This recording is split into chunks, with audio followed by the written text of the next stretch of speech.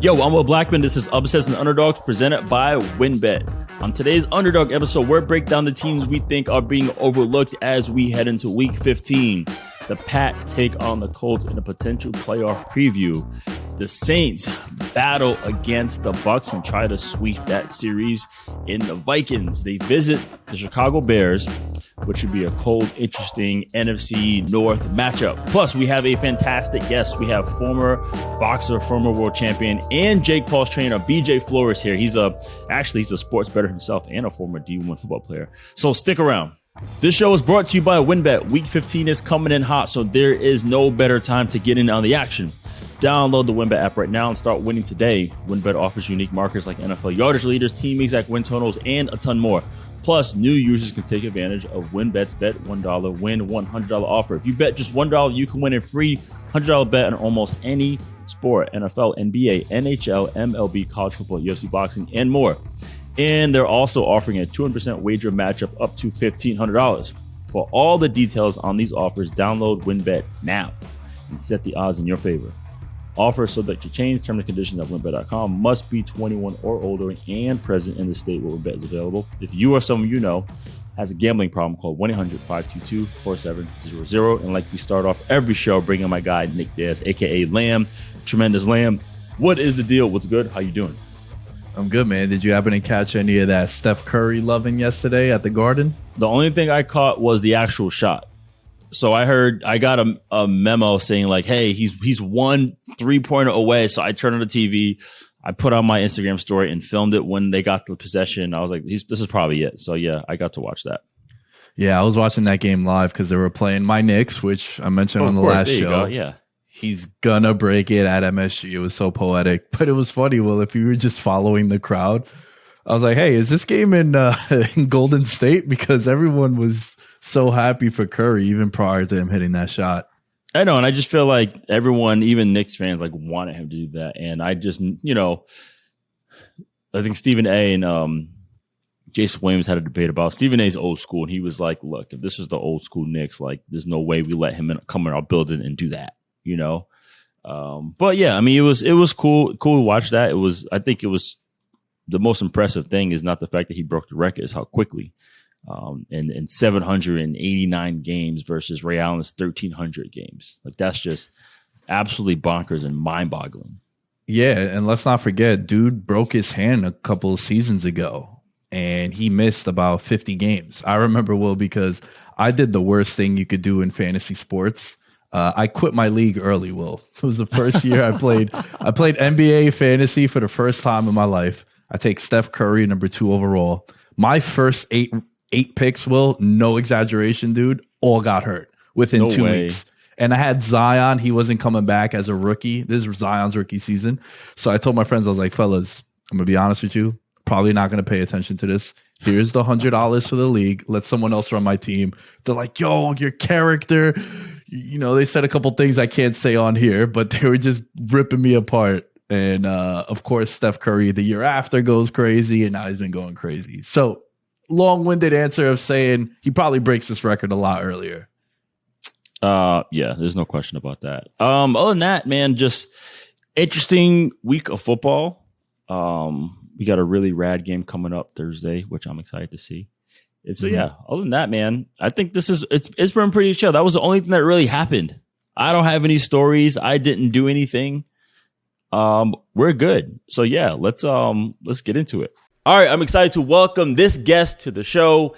He is a former world champion boxer. He's also a boxing commentator, and he happens to be Jake Paul's trainer. My man was 34-4. That's what I'll let people know. Like, my man BJ, it was legit, okay? And also, I learned something maybe last year about him, and I'll tell you in a minute. BJ, welcome to the show. I'm excited to have you on, and thank you for taking time out. I know you guys have like a really important, busy week for what's going on, man. How are you doing? I'm great, bro. Thank you so much. We're in Tampa right now, just locked in and ready to go. And Will, I've been a big fan of yours for a lot of years, so I had to accept the invitation when I got the offer. No, I appreciate it. And something people don't know is my dog had a full ride to BYU in football. Yeah. Bro, that is wild. Yeah, Crazy. I know that. So that's like pretty much. It was funny because you were already boxing, right, at the time. Yeah. And I think you ended up winning Golden Gloves, but instead of going pro, you took the full ride. Yeah. So what I did was I always, like my entire life, I never did boxing full time. I did boxing half the year and football the other half the year. And after high school, I got a lot of good offers to go, play college football. And I wasn't really sure what I wanted to do. So I played that first semester. I redshirted at BYU that first semester. And then after that, I actually went on a 2-year mission for my church. I was in Culiacan, Mexico for 2 years, doing service, building roofs, doing service in the community, helping families and helping people for 2 years. Then when I got back, I went to the Olympic trials, won the bronze medal at the Olympic trials, but I'd literally been off for 2 years and, didn't really give myself a fair chance because I was serving, I was working.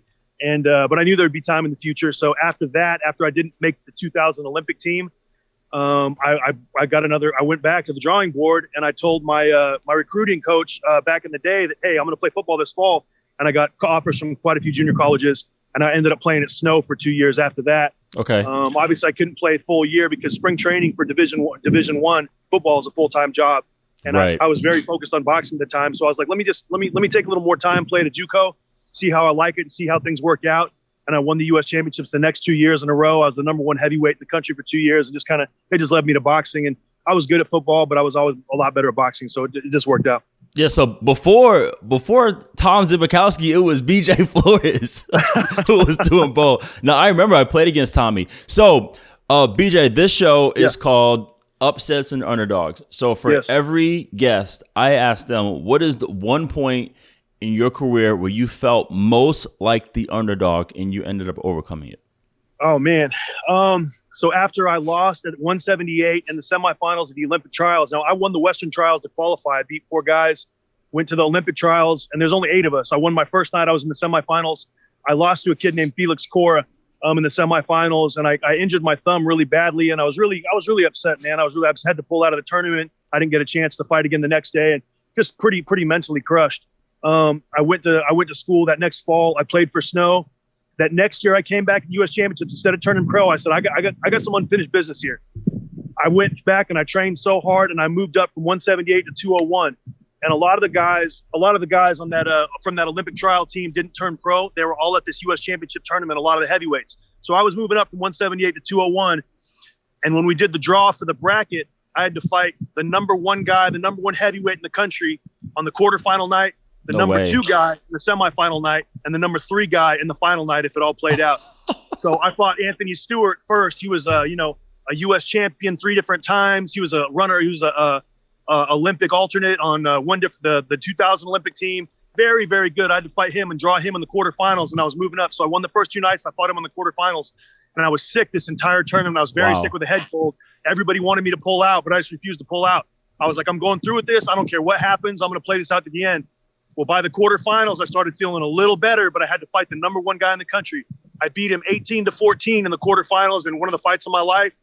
I beat Rydell Booker the very next night, and then I beat Devin Vargas in the finals, who ended up being the 2004 Olympian. And I beat him in the finals. That was in 2001. And those were the 3 greatest nights of my life that really set me up to really believe in myself and know that even as an underdog, that I could come in there and ball out with anybody, and I was as good as anybody out there. And it just so happened that I was the best in the country for the next 3 years. And that fight, that tournament gave me all the confidence I needed to know that I belonged, and that was huge for me. Well, that's probably what makes you a really good coach, because you've been through the war, you've been through the trenches. Now, what years were you at Snow? I was at Snow in 2000, 2001. Were you there with Paul Peterson? Yeah, I was. I sure was. Yeah. Yeah, he ended up transferring to Boston College, and he ended up being Boston our College. quarterback. He was my quarterback my sophomore year. He was a freshman, little short kid, but he had a great arm, man. Great arm, nice and he had heart. He did have a lot of heart. And my freshman year was a kid named Casey Rear. He ended up playing at Utah State, but another really good kid, really good arm. Smaller quarterbacks, but man, they could just throw the lights out of the ball. They were very, very talented. I know Paul very well. Yes. Very good. Yeah, so BJ, so my co-host Nick Diaz, he's here, huge fight fan, all the above. So like I said, this makes you the perfect coach. Right now, how is preparing for Willie the second time around with Jake? How's that going?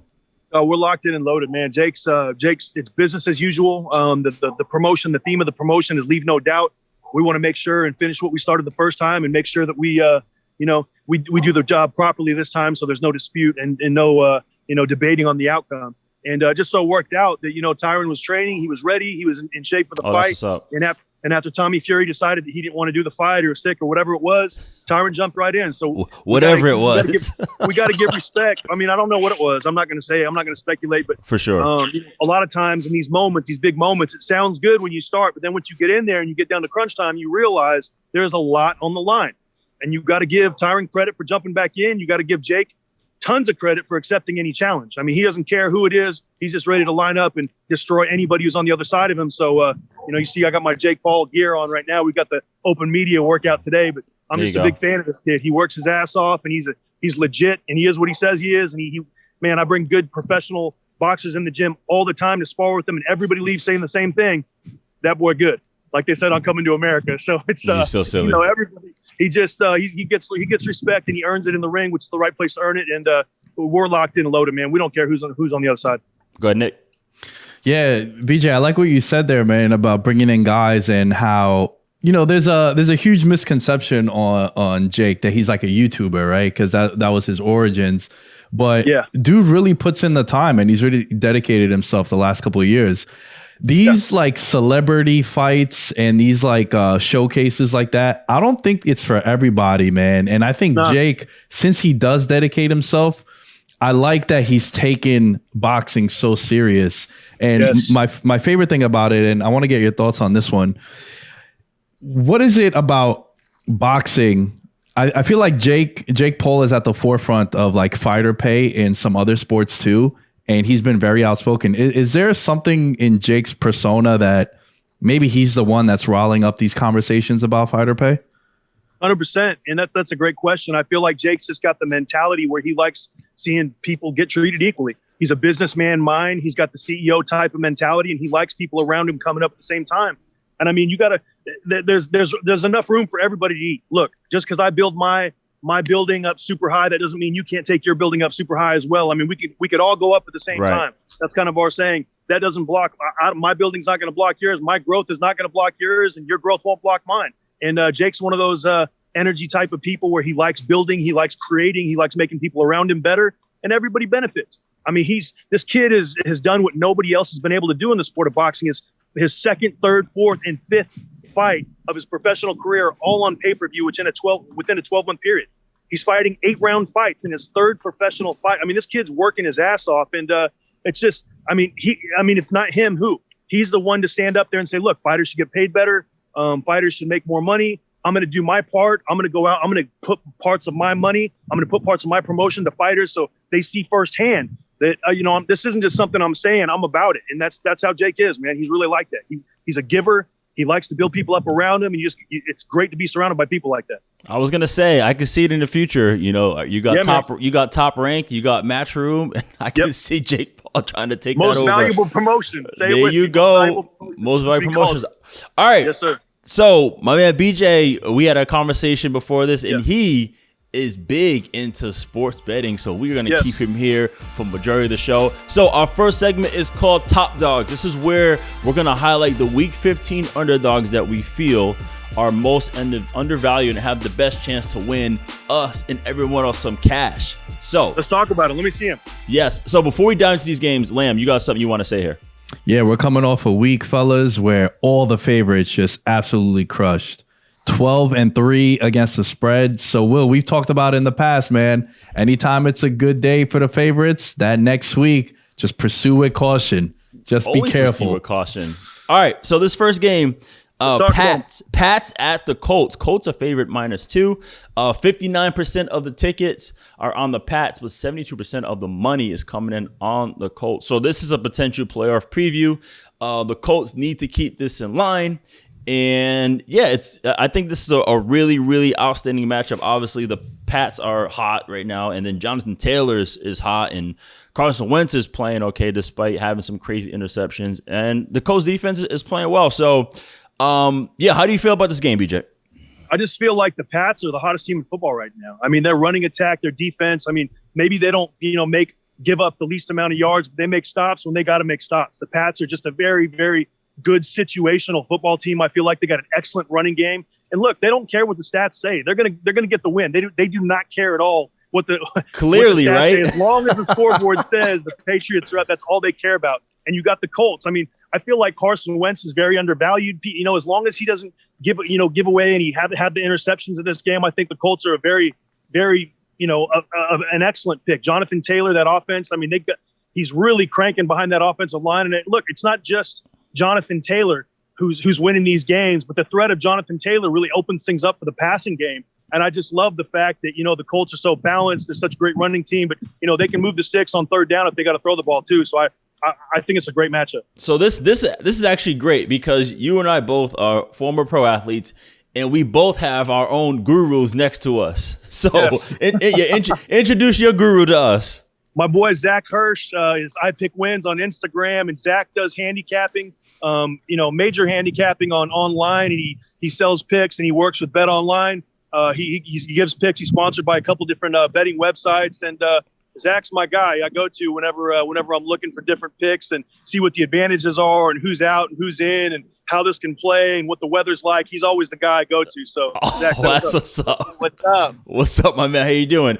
So yeah, this is super interesting. I think especially this time of year it's Belichick ball. This time of year, it's real football starts late November, December. It's Belichick football. And despite looking at whatever it is, who's what, like you mentioned, the Patriots are going to figure out. They are going to take away Jonathan Taylor, and they're just going to make them figure it out. What are some insights for this game, Nick? Yeah, so you guys are right about the Patriots being one of the best teams and also the hottest team. Look, they're 9-4 straight up, Will, but they're also 9-4 against the spread too. One of the better teams against the spread. The Colts, after a 1-4 start, are now 6-2 over their last 8 games. They put themselves in a position for the playoffs. And yeah, I think the biggest handicap in this one is, the Patriot way. What's the Belichick approach? Are they going to take away Jonathan Taylor? Do we see Carson Wentz? He's had a pretty good season this year. Outside of those 2-3 boneheaded left-handed fadeaway passes, even though he's a righty, for the most part, Carson Wentz has played pretty well this year. I loved what BJ was saying. But for me, in this spot here, Colts are coming off a bye week. They're in a sort Both teams are, right? No, the Patriots played on last Monday. Pats played. Yeah. Oh no, you're right. Yeah. They both are coming off a bye week. You're right, Will. But I think with the Colts, the situation here is what are they going to do with Jonathan Taylor if they can keep him in the game and going? If he's not a threat in the pass game, I don't think the Colts have a chance. So let's make these picks. BJ, who you like? I'm gonna keep riding with the hot team. I'm gonna take the Patriots. This is one of the situations where Belichick handed the ball off. Mac Jones handed the ball off. 40 plus times the last game. He might throw 30 times. You just never know with Belichick. I'm gonna take them. They're too hot right now. I like the Colts too, but I like the momentum of the Patriots, and I'm gonna take them. Nick. I think I'm going to disagree on this one. I'm going to go with the home team, the Colts. I think they're being undervalued because of what we've seen with the Pats. And look, going against Belichick, you don't really make that much money historically. He's been so great against the spread too, especially this time of year. But I'm going to go with the home team, Colts. Okay. You're going to take the Colts. I'm going to go Pats. I'm going to go the same thing until, it's almost like, I don't bet against Brady. I either cover spread and I don't bet against Bill. So that's kind of like my whole deal there. All right. Game number 2.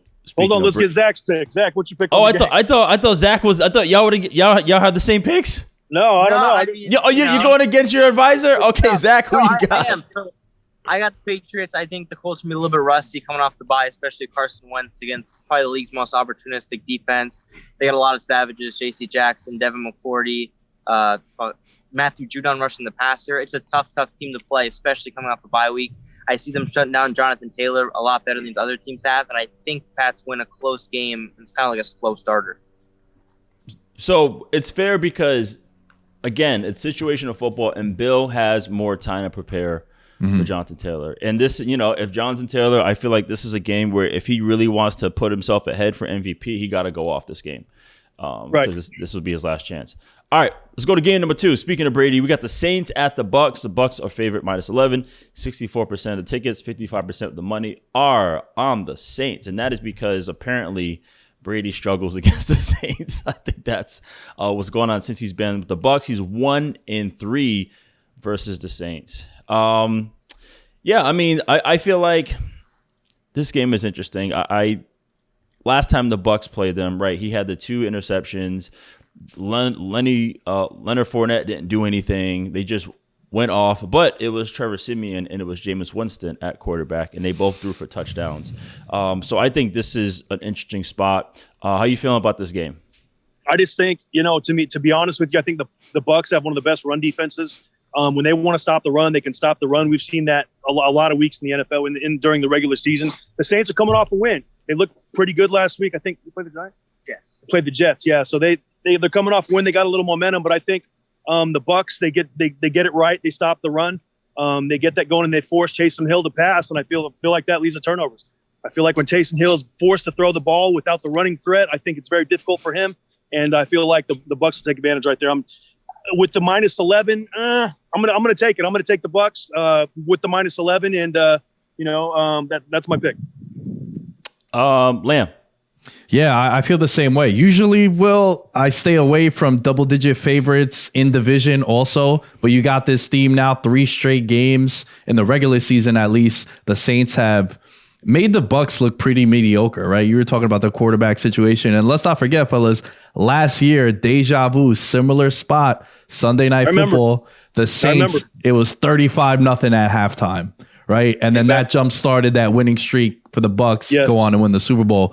6-1 are the Saints against the spread in their last 7 games going into Tampa Bay. But again, this is Brady. I'm going to take the points as well here with the Bucs. And Zach?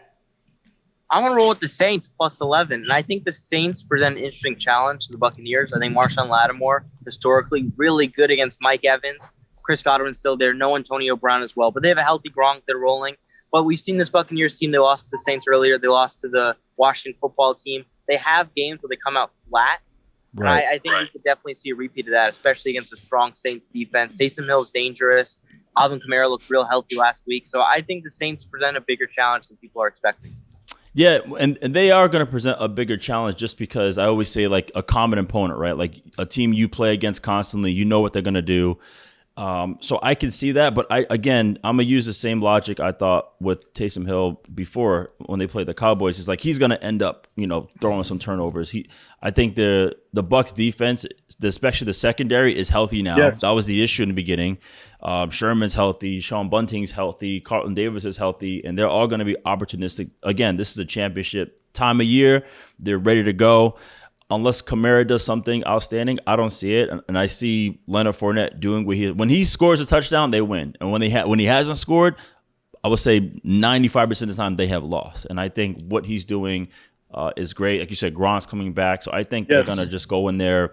And I like the Bucs to win this with the 11. Load the box up and make Taysom Hill beat you. That's what I say. Yep. Yeah. Or find a way to get Kamara going. That's all they got. 100%. All right, guys, game 3. We got the Vikings -3.5 at the Bears for a cold game. 70% of the tickets are on the Vikings, but 60% of the money are on the Bears. All right, guys. So I play with Kirk, okay? I love Kirk. So you always say that before you say something mean. I'm not gonna say anything mean, but with all due respect, and then you can say whatever you want. I know exactly. With all due respect, we mean I'm gonna disrespect you. That's the funniest thing that I heard. He's playing prime time, and it has not been pretty for him on prime time, and they are playing the Bears on Monday night. Kirk is 9-17 in prime time, and this is when we talk about Kirk. He's gonna throw for 4,000 yards every year. He's gonna throw for 26 touchdowns. He's gonna throw 9 picks. Like that's what he's gonna do. He's gonna have 66% completion percentage, but it's not. At this point, it's kind of like, all right, we want to see the big wins. We want to see the primetime wins. We want to see the playoff wins. That's how you measure greatness in a quarterback. And this is another situation where he's going to have to get it done. By the way, Nick, I want to ask you, why is 60% of the money on the Bears? Because it's primetime? Well, I think, it's the primetime factor coming in. And also, they looked pretty okay against the Packers, right? They scored some special teams. You just, Quinn shouldn't have done that discount double check. That doesn't go well when you piss off Aaron Rodgers. But I think a lot of that has to do with that narrative of Kirk Cousins on primetime, Will. Okay. Dalvin Cook is showing what he's able to do. He's capable of hitting you for 200 yards. But yeah, I don't know. This is interesting. I think if the Bears can utilize everybody correctly, and if they can score offensively, because like you said, special teams helped them out. Jakeem Grant went off. That's super interesting. How do you feel about this game, BJ? You know what? Kirk Cousins on prime time against the Bears. The Bears looked pretty tough last week to me against Green Bay. It's the NFL. That doesn't mean they're going to be tough this week, but right. I just like the matchup. I feel like we see big spots of inconsistency with Minnesota. They lost to Detroit a couple weeks ago. They're kind of up and down. Then they played a team tough the week before. I forget, and they got the win. I forget who it was against, but Steelers. The Steelers, yeah, they beat the Steelers. So they're just, they're kind of up and down. I just feel like, Kirk Cousins right now, he does put up those numbers. He puts up, like I said, the 4,000 yards, the 66%, or like you said, Will. But he just doesn't win games. I like the rookie here. I like Fields in this spot. I like him coming off a good performance against last week against the Packers, and I feel like the Bears can get it done, especially plus 3.5. I feel like it's going to be a field goal game either way, and I like the extra half point with the Bears. So you like the Bears outright? Yep. Okay. I like the Bears outright. Well, I like them outright, but I mean, if I was going to bet it, I'll take the plus 3.5. Okay. Zach, who you got? Usually when I go with Vikings games, I try to formulate out and I see what makes sense, and then I just do the opposite because nothing the Vikings do makes any sense.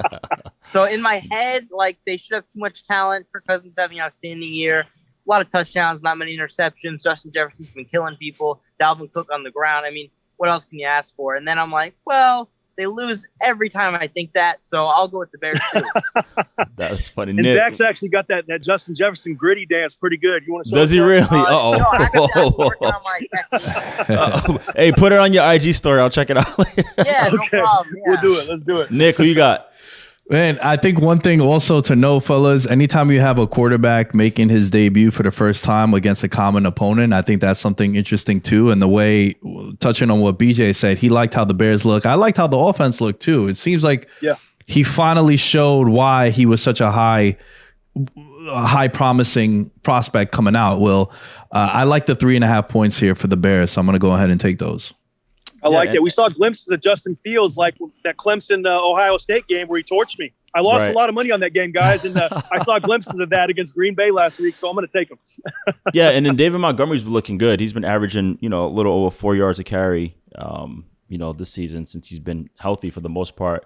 I like the Bears to cover here. I think this is one of those NFC North battles that can come down to, a field goal. You got cold weather, so you don't know how it's going to be in terms of scoring, but I think it's going to be it could be low scoring, but I like the Bears to cover in this situation. Love it. All right, the first pick, we're all 4-0. We all agree. We all agree. Yeah. This show is brought to you by WynnBET. We've wrapped up week 14 of the NFL season, so what are you waiting for? Download the WynnBET app and start winning today. Plus, new users can take advantage of WynnBET's Bet $1, win $100 offer. If you bet just $1, you can win a free $100 bet on almost any sport. NFL, NBA, NHL, MLB, college football, UFC, boxing, and more. And bowl season is coming up, ladies and gentlemen. And they're also offering a 2% wager matchup up to $1,500.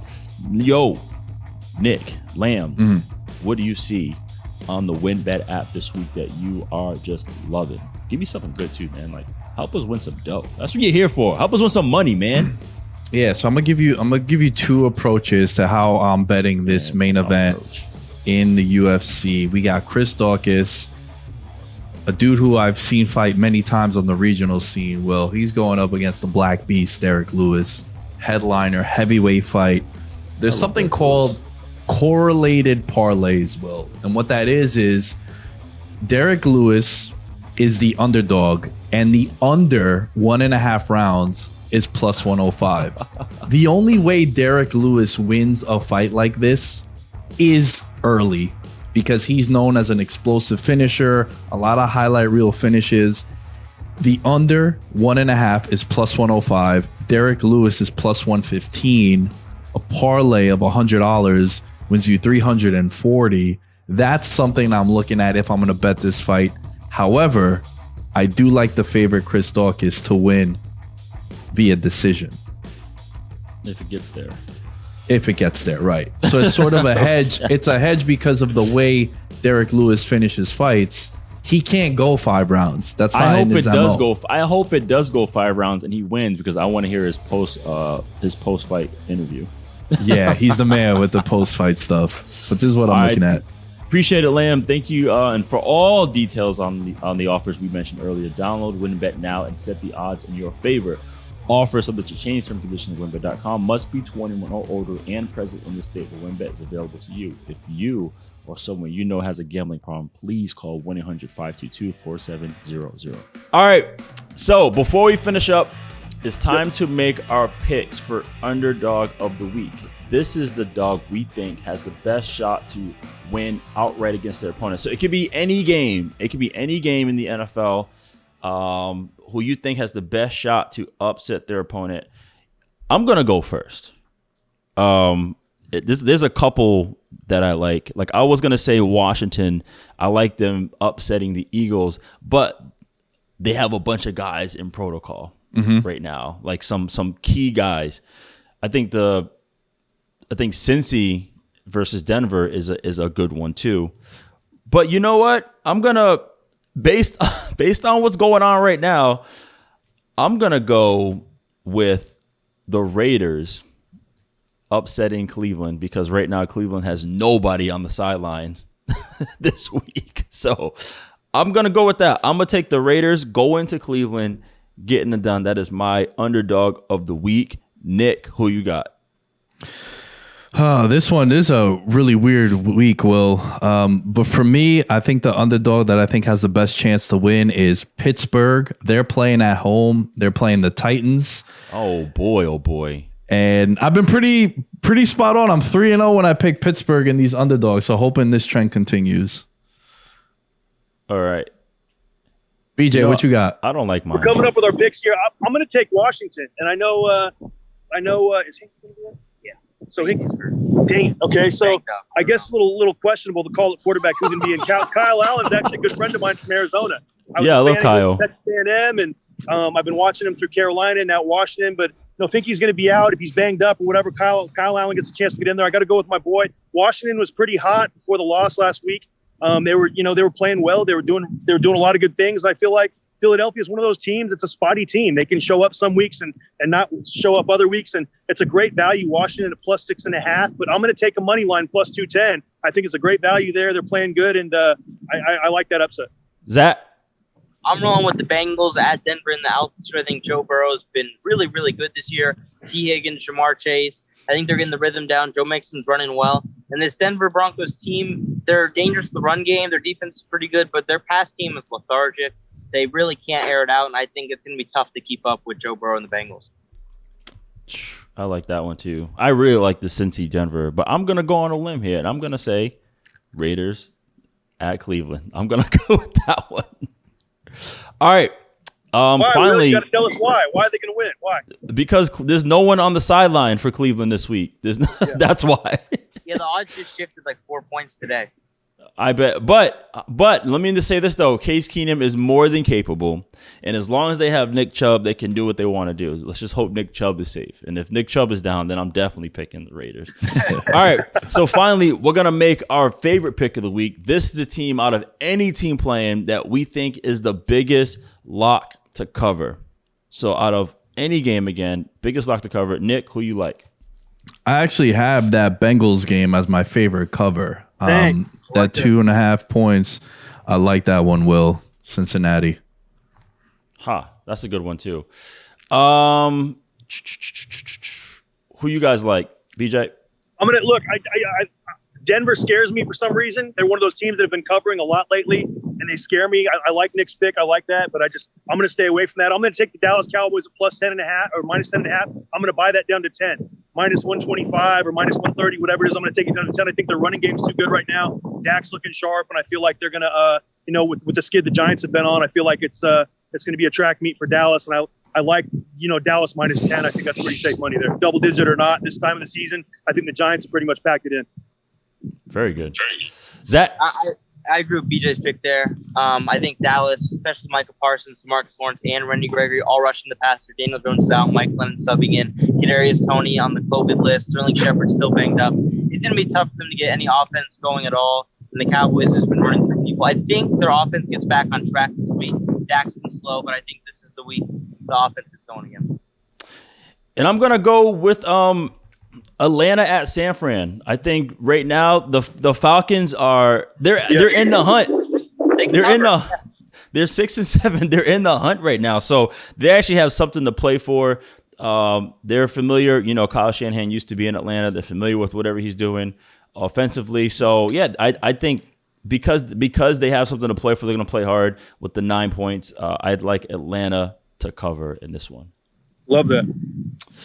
All right. So quickly, we're going to recap our picks. I have the Pats, Bucs, Bears. My underdog, the Raiders. My favorite is Atlanta. Lamb, who you got? Colts, Bucs, Bears. Steelers is my dog, and the favorite pick is Cincinnati. And BJ got the Pats, Bucs, Bears. Your dog is Washington. Your favorite, the Cowboys. Zach has Pats, Saints, Bears. His dog are the Bengals. And who was your favorite, Zach? To cover. Dallas to cover. All right, so that's it for today's show. Yes. Next episode, we're going to recap how Week 15 went down and see how our picks turned out. BJ, anything you want to promote, whatever it is, go for it. Fellas, this Saturday night on Showtime pay-per-view, Jake Paul versus Tyron Woodley in the rematch. A lot of people have been asking about this fight. It just so worked out to where Tyron's back in. A lot of people are more excited about this fight because Tyron's a former UFC champion. They're more excited about this fight than they were the Tommy Fury fight. So, like I said, Jake's a warrior. He's ready to fight whoever's in the other corner. Tune in this Saturday night on Showtime pay-per-view. Follow me at BJ Flores Pro. Follow Zach at I Pick Wins. And thanks so much for having us on. BJ, it's been a pleasure, man. Thank you so much. And really, I appreciate it. It was last minute, man. And I know just based on like how you are, your background, you're a servant leader, you're a giver, man. You like to help whoever, being super genuine. Thank you. Yeah, and I appreciate that, man. You can follow me on all socials at Will Blackmon everywhere. I'm cool on Instagram and I talk trash on Twitter. Yes, sir. Nick, where can they find you? Nick Day is 10 on all social media. All right. I'm going to follow you right now, Nick. Thanks, man. Appreciate it. I got you back too. Let's get it. All right. Take care, everyone. Peace out.